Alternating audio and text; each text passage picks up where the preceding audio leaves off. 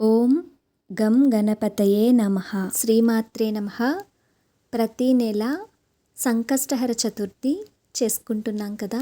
ఈ సంకష్టహర చతుర్థి పుష్యమాసము జనవరి నెలలో 2026వ సంవత్సరంలో ఏ రోజున వచ్చింది, అలానే చంద్రోదయ సమయాన్ని కూడా తెలుసుకుందాము.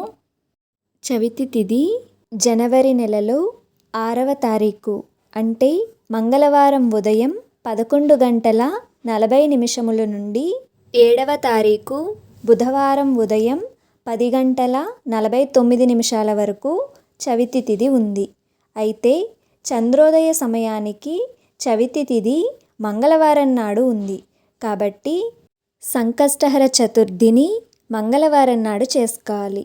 మంగళవారం నాడు వచ్చిన సంకష్టహర చతుర్థిని అంగారక సంకష్టహర చతుర్థి అంటారు.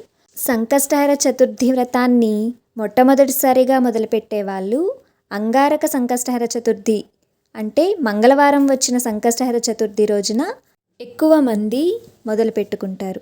కాబట్టి మీలో ఎవరైనా ప్రారంభించాలి అనుకునే వాళ్ళు ఈ మంగళవారం నాడు ప్రారంభించుకోండి.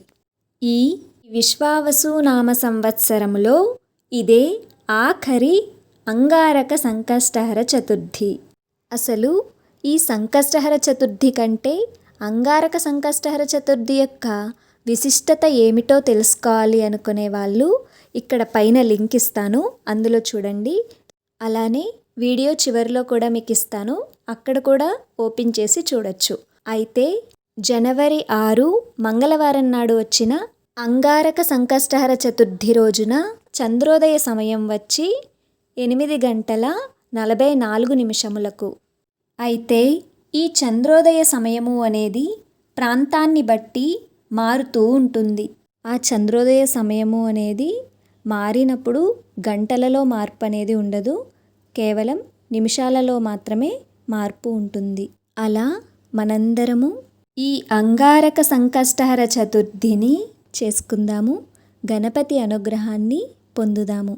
అన్నిటికంటే మనం భక్తి, ఏకాగ్రత, శ్రద్ధతో చేసుకుందాము. ఓం శ్రీమాత్రే నమః.